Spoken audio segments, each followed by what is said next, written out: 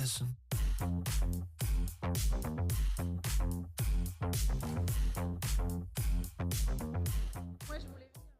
Bonjour à toutes, bonjour à tous.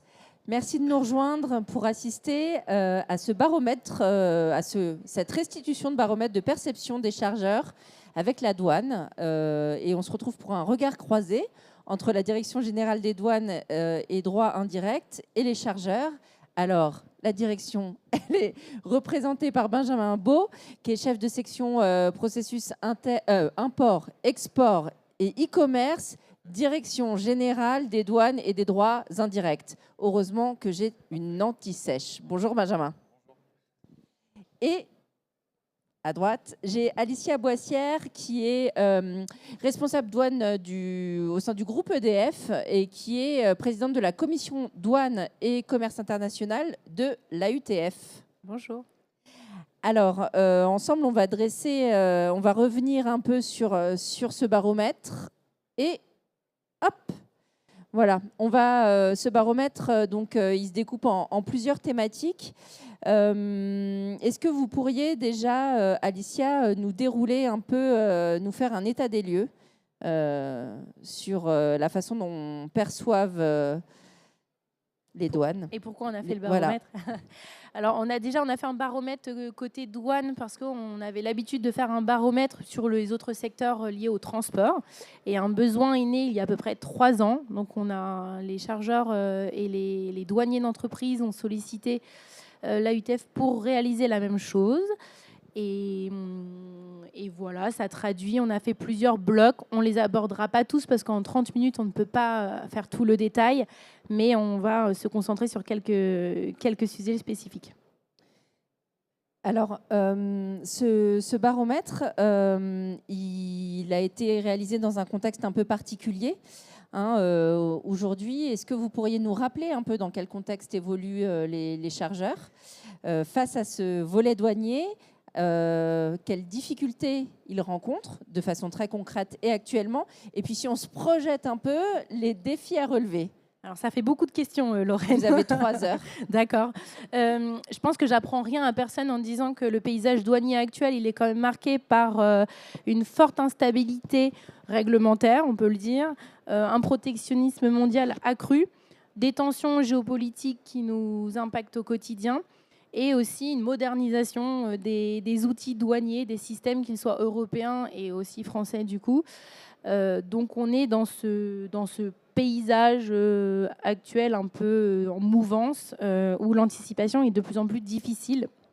Et les entreprises, elles se doivent d'évoluer dans un environnement de plus en plus exigeant où on a des notions de conformité qui deviennent de plus en plus importantes. On a de la gestion des risques qu'on nous demande sans cesse de réaliser et aussi une agilité opérationnelle qui se veut la plus réactive possible et sécurisante, évidemment.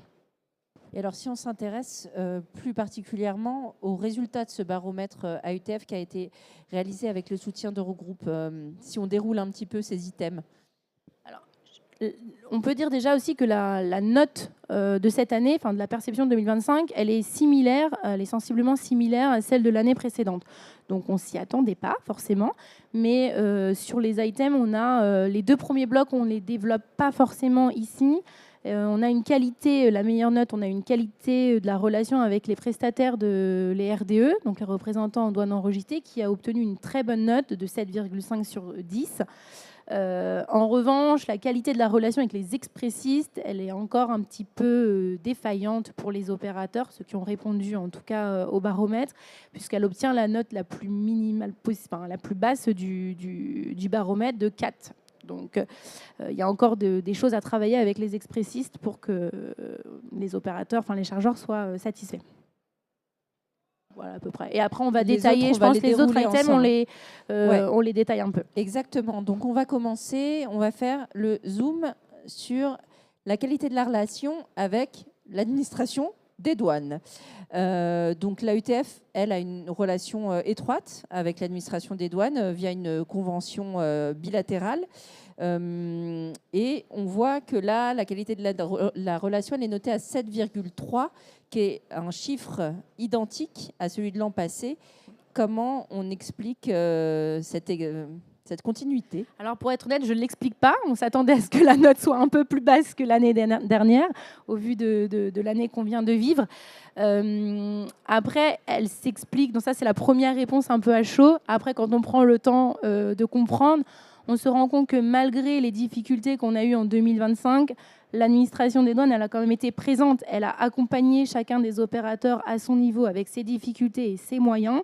Donc on pouvait très bien être avec notre PAE, le bureau qui gérait nos flux quotidiens, le service des grands comptes, la direction générale aussi via des webinaires et autres formats de formation et de réunion. Donc il y a eu quand même cet accompagnement. Donc malgré tout, quand on regarde le détail, sur la qualité de ma relation avec les interlocuteurs, on est sur des très bonnes notes. Gardez à l'esprit qu'on est quand même une année difficile à côté douane. Donc, il y a aussi des gens qui vont mettre du négatif parce que ça a été aussi difficile. Et on a aussi des très bonnes notes sur l'évolution de ma relation avec l'administration. On est pareil à l'année dernière. Et on s'attendait à avoir, honnêtement, des notes qui baissent. Ce n'est pas le cas. Et voilà, on l'explique comme ça. Et moi, j'ai plutôt une question du coup pour la douane, pour Benjamin. Est-ce que vous êtes étonné de ce résultat?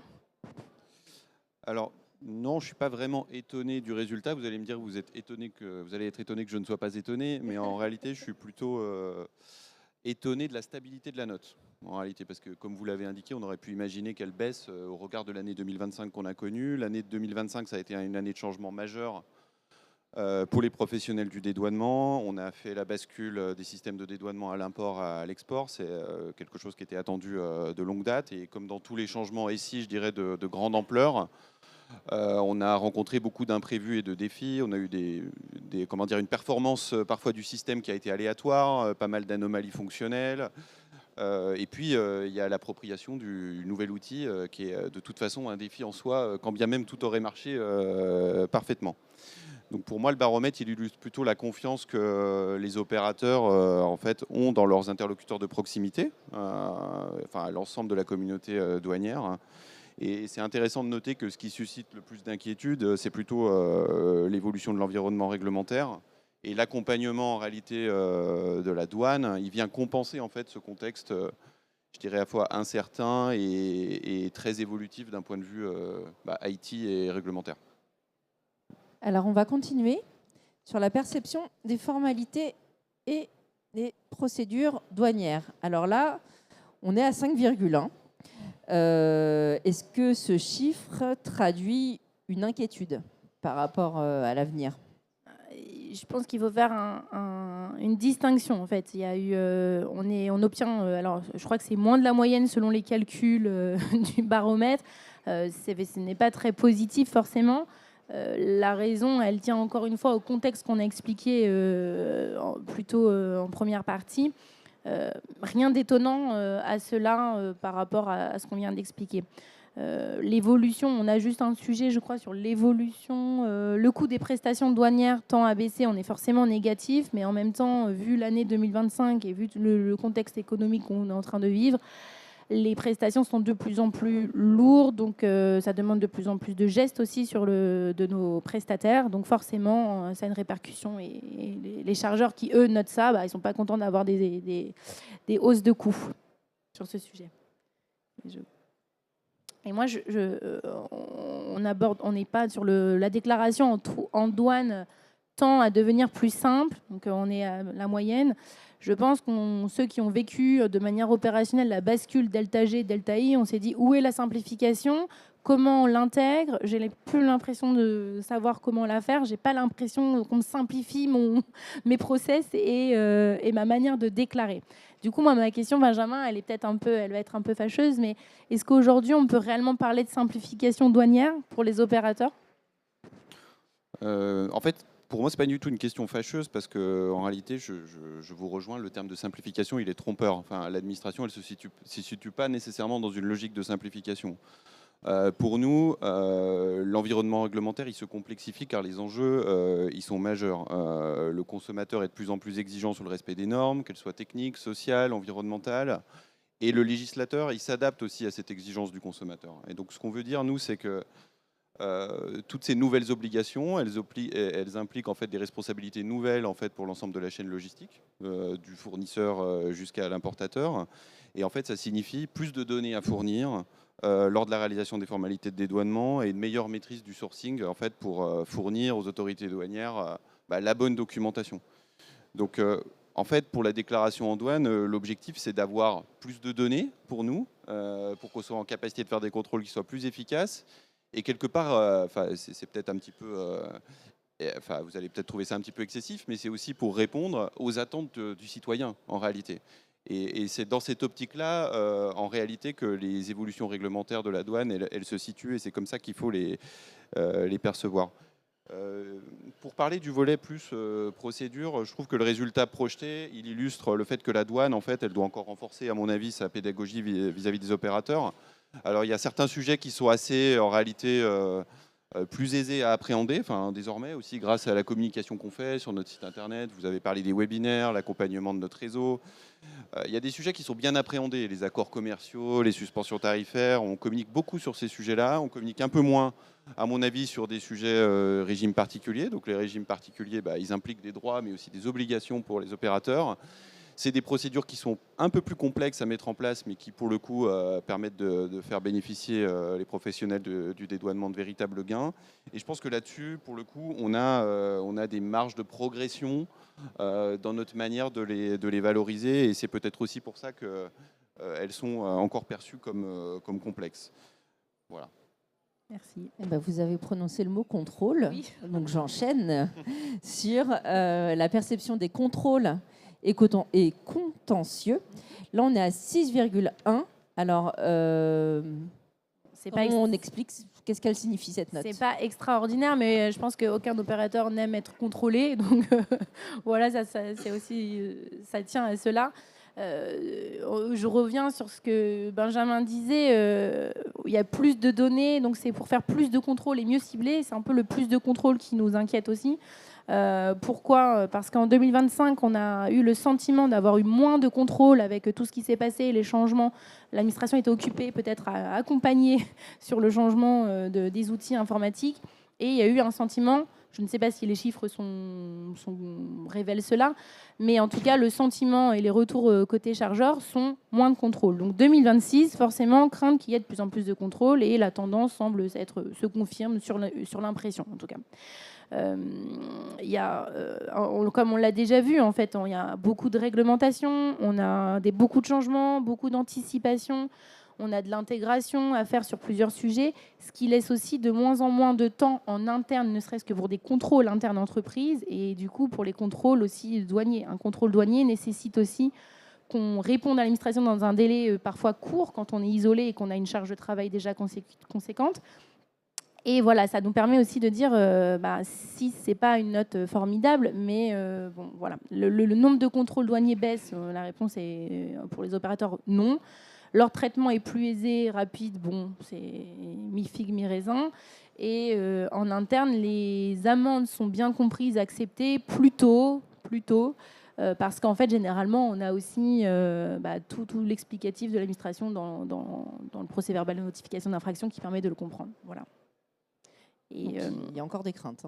Oui, il y a encore des craintes. Enfin, les craintes, elles sont là. On se demande comment on peut gérer des contrôles douaniers aujourd'hui, comment on peut éviter d'avoir des sanctions pour le futur. Enfin, voilà. Donc, il y a une intégration en interne qui est lourde. Et quand on entend bonjour, communication de documents, article 65 du Code des douanes, on se dit oh non.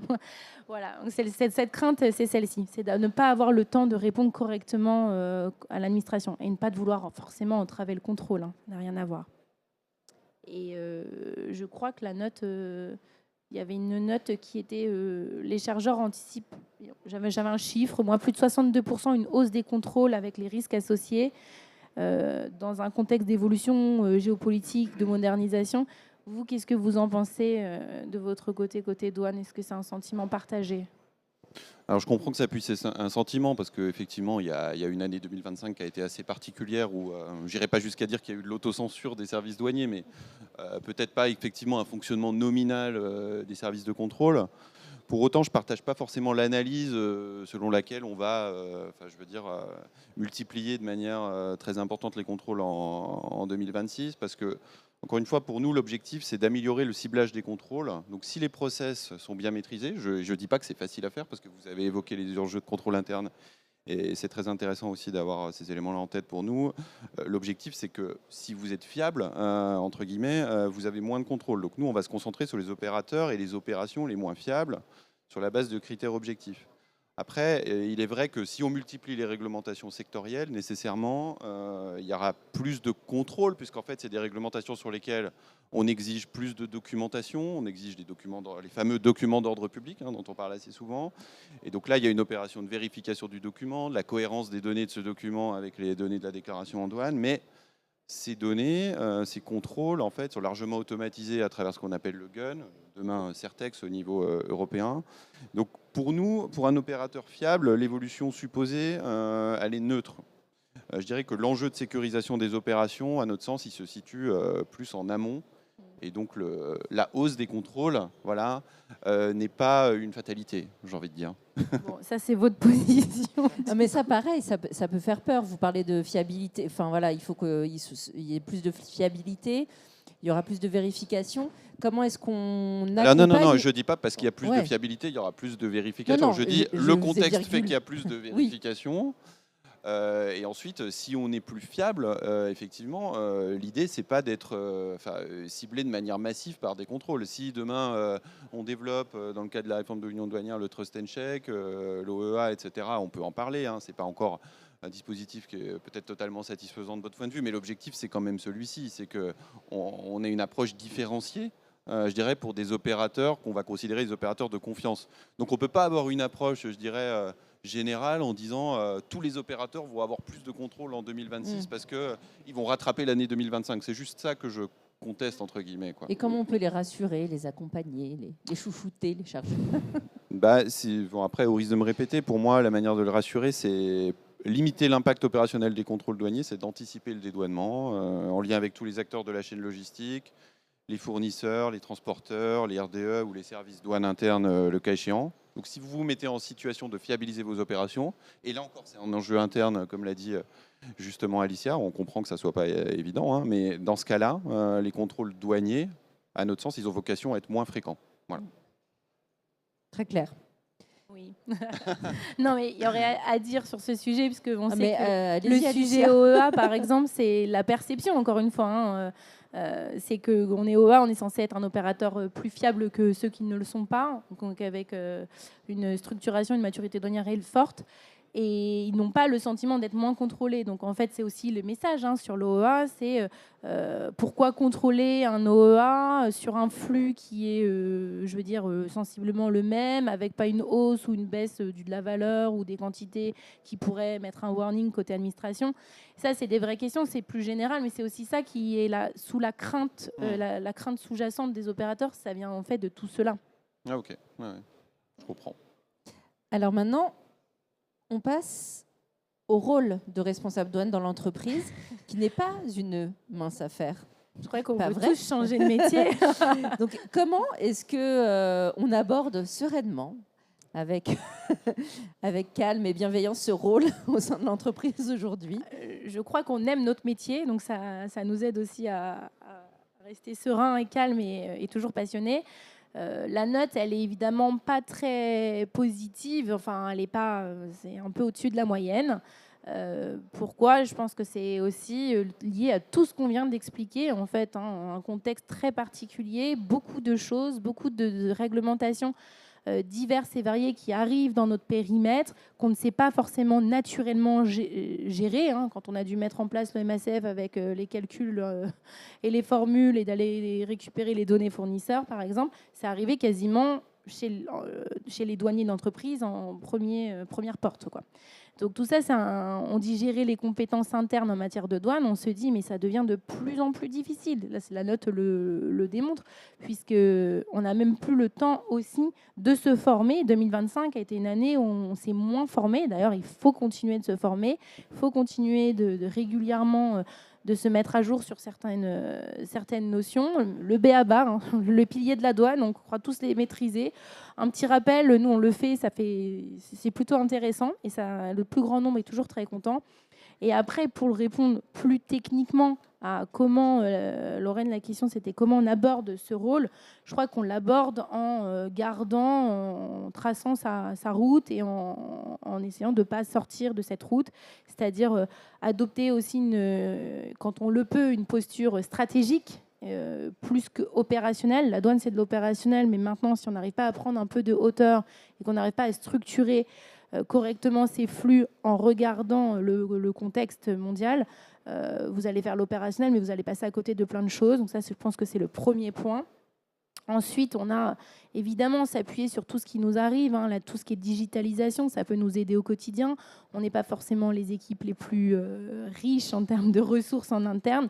Utilisons tous ces outils qui nous aident aussi à sécuriser certaines données, à récupérer, à faire des contrôles internes aussi, hein, parce que ça c'est important chez nous. On le fait, côté opérateur. On doit répondre à beaucoup de questions en interne, les impacts, les hausses de coûts, combien ça peut coûter. Si on n'est pas à jour sur nos données, si on n'a pas à jour des outils qui nous permettent de répondre, très clairement, on est perdu. Donc il faut quand même s'appuyer sur ces outils et renforcer un peu la résilience interne, continuer à travailler ses compétences, continuer à échanger avec les autres, ce que font les autres opérateurs du même secteur, par exemple, ça peut nous aider. Et n'oubliez pas de cartographier tous vos risques et de gérer tout ça. Mais justement, quand vous parliez de structure, tracer sa route, etc., résilience, cartographie des risques, quand à court terme, il y a une actualité mondiale aussi complexe, avec des impacts directs, au quotidien, très concrètement, comment on fait ? On souffre. Non, on s'adapte en fait. C'est une agilité, on l'a dit, c'est un mot qu'on a employé. On s'adapte, ça veut dire on priorise. Après, plus nos process sont structurés et plus on est capable, exactement, plus votre base est comme une maison, hein, plus vos fondations sont saines et plus tout ce qui sera construit au-dessus le sera aussi. Si vous êtes un peu fragile sur certains sujets en entreprise, en fait, ne laissez jamais cette fragilité s'installer puisqu'elle sera à l'origine de contentieux ou autre qu'un contentieux des douanes, hein. On peut aussi parler de blocage opérationnel, réputationnel aussi, hein, il ne faut pas l'oublier. Maintenant, tout se sait. La presse, Lorraine, nous met aussi plus facilement sur le devant de la scène, pas forcément de manière positive. Et donc, on a tous ces risques qui pèsent sur nous. Soyons structurés, revenons à l'essentiel, n'essayons pas d'aller révolutionner forcément la matière douanière, structurez bien vos bases et si vos bases sont structurées, ça devrait aller. Et donc le pendant côté administration sur ces impacts ? L'impact de l'actualité mondiale, oui, c'est un grand sujet, effectivement. Après, à notre niveau, nous, ce qu'on voit, c'est que ça nous met à l'épreuve, en réalité, effectivement, sur notre capacité à nous adapter très vite. On a vu... En fait, il y a des décisions politiques qui sont prises, des contre-mesures aux décisions du président des États-Unis. Donc, nous, en fait, notre objectif, c'est de rendre ces mesures-là, ces contre-mesures plutôt opérationnelles très vite. Donc, il faut aussi qu'on s'adapte correctement à ce contexte-là. On voit qu'on a le sujet des importations massives de petits colis. Donc là, il y a un certain nombre de mesures qui sont prises au niveau national et au niveau local. Donc, pour l'administration des douanes, c'est quand même un enjeu assez important, hein. Déjà, il y a le volet négociation, de la législation, mise en œuvre, et puis après, il y a le volet contrôle. Encore une fois, nous, on est aussi une administration quand même opérationnelle, hein, en réalité, hein. Donc, ça, c'est important aussi de le souligner. Puis, il y a un environnement réglementaire qui est évolutif. Ça, on l'a dit à de nombreuses reprises, mais le mécanisme d'ajustement carbone aux frontières... Bon, le règlement déforestation est reporté, mais bon, tout ça, c'est quand même des perspectives qui sont, sur lesquelles on a travaillé aussi dans des délais très courts et aussi qui répondent à des commandes politiques qui sont, qui répondent à des situations de crise. Donc, nous, ce qu'on veut dire, c'est qu'on est une administration qui est en capacité de gérer des situations de crise, d'adapter notre relation avec les opérateurs, avec une communication qui est fluide et précise, avec à la fois la relation qu'on a avec les opérateurs, leurs représentants, donc notamment la UTF, le trésor de PAE. On l'a vu aussi pendant la bascule import-export. On peut considérer que ce n'est pas l'actualité mondiale, hein, c'est l'actualité franco-française, mais c'est quand même été une période de crise. Et je pense qu'on a, même si on a rencontré de nouveaux obstacles, on a essayé de répondre présent pour vous accompagner au mieux. Et puis, je dirais sur un mode un petit peu plus prospectif, on a la perspective avec l'autorité douanière à Lille d'avoir une structure qui est en capacité justement de gérer ces situations de crise plus facilement qu'aujourd'hui. Donc l'autorité douanière, elle aura vocation à préparer des scénarios de crise, donc ça veut dire une meilleure capacité d'anticipation que ce qu'on a connu jusqu'ici. Je pense à la crise Covid, typiquement là, la crise commerciale avec les États-Unis. Là, on a une nouvelle crise, je dirais peut-être un nouveau choc pétrolier à venir ou déjà en cours, selon votre analyse. Et une gouvernance resserrée pour ces situations de crise qui est envisagée. On ne va pas forcément demander l'avis des 27 États membres à chaque fois qu'il faut prendre une décision importante. Là, on aura un conseil exécutif qui sera beaucoup plus resserré, qui prendra des décisions dans des délais beaucoup plus courts. Et ça, c'est aussi quelque chose qu'on souhaite souligner parce que ça montre aussi qu'on a, je dirais, tiré les leçons des années qu'on vient de vivre. Et puis, on parlait des opérateurs de confiance. Désolé, je reviens sur ce sujet, mais il y a aussi, effectivement, dans ces cas-là, une priorité qui sera accordée aux OEA, aux opérateurs Trust and Check, pour leurs opérations de dédouanement, pour prioriser leurs opérations de dédouanement dans ces situations de crise. Alors, on ne peut pas à ce stade vous décrire de manière opérationnelle quelle forme ça prendra, mais ça montre aussi que c'est une approche qui a vocation à perdurer. Donc, plus vous êtes structuré en interne, comme vous l'avez dit, plus vous vous organisez pour bien maîtriser votre chaîne logistique et plus vous serez avantagé entre guillemets dans votre relation avec l'administration des douanes. Finalement, il y a quand même plein de cohérences. Il y a plein de mots-clés qui reviennent. S'adapter, anticiper, structurer. Vous êtes d'accord, en fait? Presque surtout. Eh bien, on arrive au terme de la présentation de ce baromètre. Donc, s'il y a des questions, c'est le moment. Profitez-en, hein, parce que c'est pas tous les jours, là, ce duo.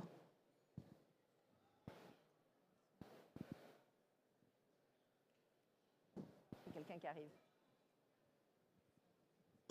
Bonjour, Raphaël Barazza, avocat à Paris. Je voulais savoir qu'est-ce que la DG a prévu de mettre en place pour la réglementation concernant la déforestation qui arrive bientôt en vigueur, enfin qui a été votée, qui arrive bientôt en application.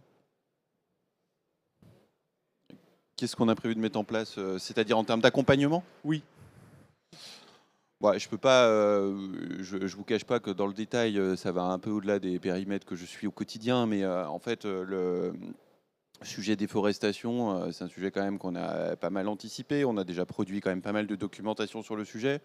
Vous pouvez aller sur douane.gouv. On essaye d'expliquer en fait à chaque fois c'est quoi l'impact de cette réglementation sectorielle sur la formalité de dédouanement. Donc parfois c'est vraiment très précis, c'est-à-dire comment je complète ma déclaration en douane et qu'est-ce que je dois demander en fait à mon fournisseur pour finalement que cette opération se réalise de la manière la plus fluide possible. Donc on revient sur notre sujet d'anticipation. Et ce qu'on essaye de faire aussi, c'est que, on produit de la documentation. On sait qu'aujourd'hui, la documentation, parfois, on a du mal à se l'approprier parce que tout le monde a peu de temps à accorder à la lecture de ce type-là. Donc, on essaye de mettre en place là aussi des webinaires. Et on essaye aussi de faire en sorte que ces webinaires, à la fois, on en fait en amont, mais en fait, ce dont on se rend compte, c'est qu'à chaque fois qu'il y a une mesure comme ça d'importance qui entre en application, si on fait de la communication qui est trop en amont, en réalité, on perd les personnes. Donc l'idée, parfois ça donne un peu l'impression qu'on fait les choses au dernier moment. Je repense notamment à tout ce qu'on a fait comme webinaire sur la bascule export. On s'est rendu compte qu'il y a pas mal d'éléments finalement et pour le coup c'est normal aussi que même que nous en interne les différents utilisateurs se sont pas appropriés parce qu'on les a diffusés trop en avance. Donc c'est ça aussi, je pense qu'il faut à nous aussi de trouver le bon équilibre dans notre communication, ne pas la faire trop en avance et faire en sorte qu'il y ait de la documentation un peu structurée qui existe déjà sur douane.gouv et que le moment où on la relaye, ça soit un moment où vraiment il y a une forme de prise de conscience que ça va arriver. Donc c'est un peu un équilibre qui n'est pas forcément facile à trouver. Puis après, il y a, en termes d'accompagnement, il y a tout l'accompagnement habituel de la douane avec votre réseau de PAE qui est clairement là pour vous expliquer tous ces impacts-là. Et s'ils n'ont pas réponse à tout, ils viennent vers nous, vers la direction générale et on les aide en fait à vous répondre. Merci. Est-ce qu'il y a d'autres questions? Ouais, deux autres. Quelqu'un qui arrive avec le micro. Bonjour, Calogero Sferrazza de la société e-Origin. On est éditeur de logiciels en Belgique et aux Pays-Bas pour les déclarations en douane. Je voulais vous demander en fait si, suite à l'implémentation de la taxe sur le H7, vous m'entendez bien? Pardon. Donc, je voulais savoir, ensuite, suite à la mise en place du handling fee le 1er mars, pas mal de flux e-commerce H7 ont déserté Roissy et beaucoup de ces flux sont partis dans d'autres pays. Est-ce que vous pensez que l'harmonisation de la taxe à partir du mois de juillet va permettre de récupérer ces flux en France? Bah alors, oui, moi, je n'ai pas forcément le pouvoir de dire ce qui va se passer. En tout cas, nous, c'est ce qu'on souhaite, évidemment. L'objectif, c'est qu'il y ait une harmonisation européenne de l'ensemble de ces mesures pour éviter justement des distorsions de concurrence comme on peut le constater actuellement. Ce que je peux dire juste, c'est que le 1er juillet, on est plutôt sur la suppression de la franchise de droit de douane et l'instauration d'un droit de douane forfaitaire à 3 euros. Donc c'est une mesure différente de la handling fee européenne qui, elle, a vocation à s'appliquer à partir, enfin, au plus tard le 1er novembre 2026. Donc au plus tôt, en fait, c'est bien la position de la France, au plus tôt cette redevance handling fee européenne s'appliquera. Et au plus tôt, effectivement, on rééquilibrera, je dirais, la logistique un peu elle-même voilà, contrariée par la taxe petit colis mise en œuvre au 1er mars.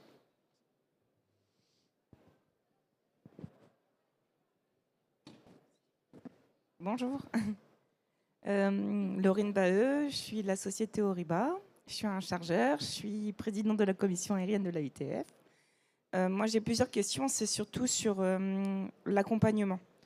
Je suis responsable douane, en plus de responsable transport, et ça m'arrive bien souvent de me retrouver en peine pour obtenir des informations quand mes marchandises sont bloquées.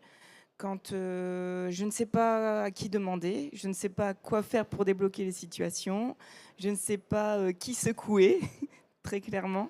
J'ai des marchandises qui sont bloquées pendant des mois et je ne sais pas quoi faire. Donc, comment je peux faire? Ma première question, c'est à qui demander? Comment faire pour trouver les solutions? Vous parlez de l'accompagnement, mais aussi des formations. Très clairement, les formations, moi je suis pas, pourtant je suis responsable douane. J'ai pas d'informations de la douane avec le PAE. Pourtant je suis en train de mettre un OEA, je suis en train de faire plein de choses, mais j'ai pas ces informations-là qui me sont forcément données. Et je trouve qu'en fait, moi en tout cas, je me sens un peu seule. Enfin, bon, après, oui, et après je compléterai. Je pense qu'il y a plusieurs choses. Déjà, il faut savoir où est votre marchandise, si elle est bloquée en France ou en dehors, France. en France.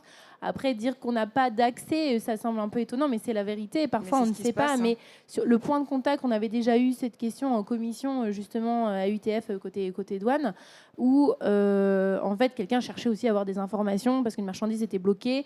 Bien souvent, la personne que vous pouvez contacter, c'est si vous en avez un, si vous ne déclarez pas un compte propre, c'est votre représentant en douane. Mais on le fait. Mais oui, je me doute bien. Mais quand on colis bloqués, oui, là, mais je ne sais pas ce qui se passe. Souvent, en fait, c'est des transferts d'emails sans qu'en fait personne ne sache exactement pourquoi c'est bloqué et qui, parfois, c'est souvent, on m'a dit qu'il fallait ça.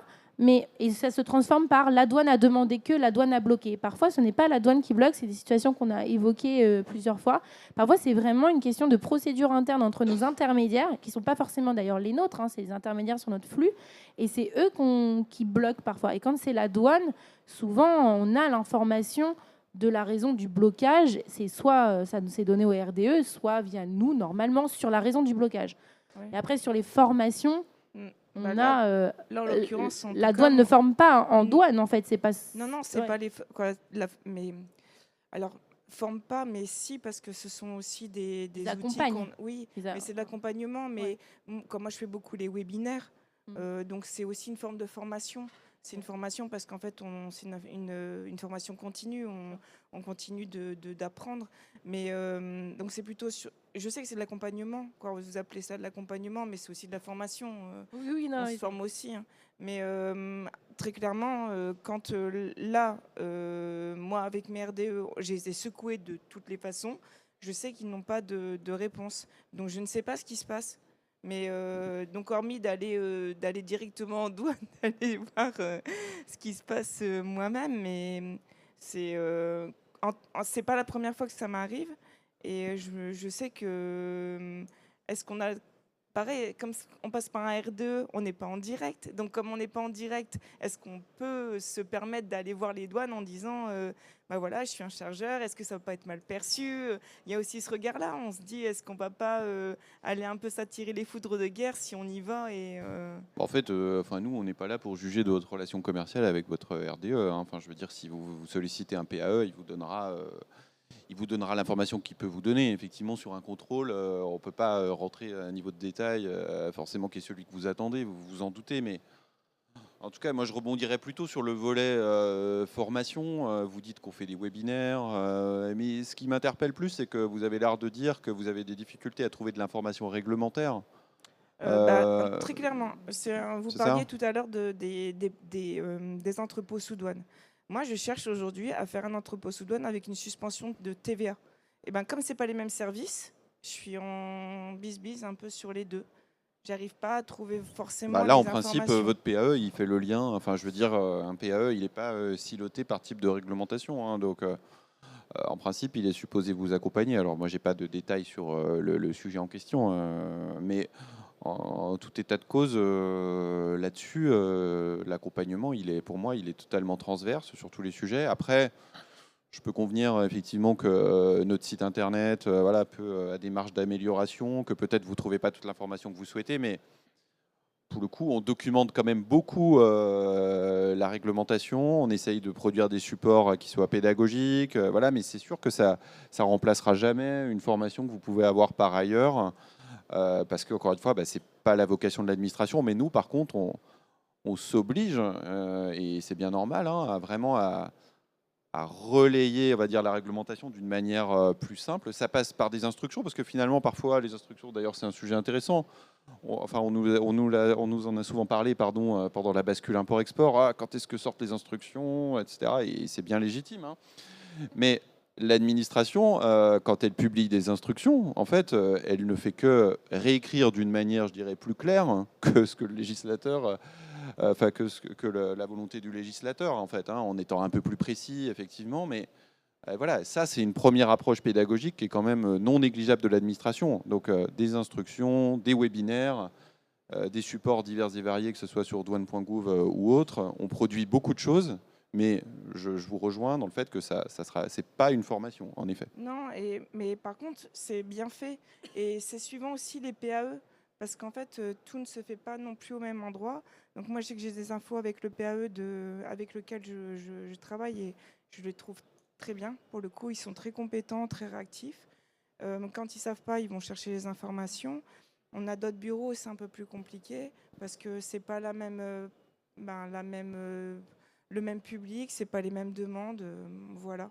Ça peut, mais du coup, on voit qu'il y a quand même une vraie volonté d'accompagner aujourd'hui les entreprises. La douane a changé. On n'est plus dans la douane de 1970 où on contrôlait. Je suis content de vous l'entendre dire.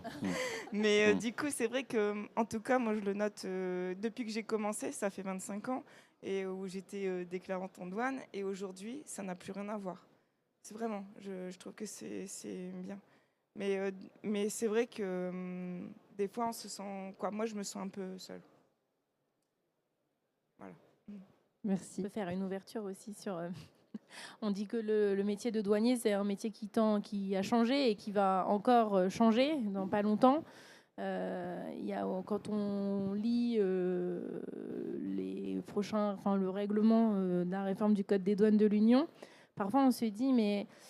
j'ai pas tout compris et en fait on me demande d'être douanière, logisticienne et informaticienne aussi parce qu'il y a plein de blocs où c'est des notions purement informatiques et ça c'est un vrai sujet, c'est-à-dire que nous douaniers d'entreprise on est censé pouvoir appliquer ces textes-là, les maîtriser, en faire une politique, si on a un groupe, une politique douane groupe, enfin des instructions très claires, précises pour être conforme.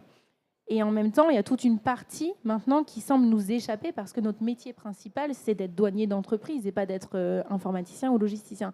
Et on sait qu'il y a des échanges avec l'administration. Il y a aussi ce ressenti sur le côté logistique. Mais si vous avez Petit mot, Non, mais on a Benjamin. le même défi en interne, hein. C'est-à-dire, enfin, concrètement, les exigences réglementaires, elles se traduisent d'un point de vue informatique essentiellement.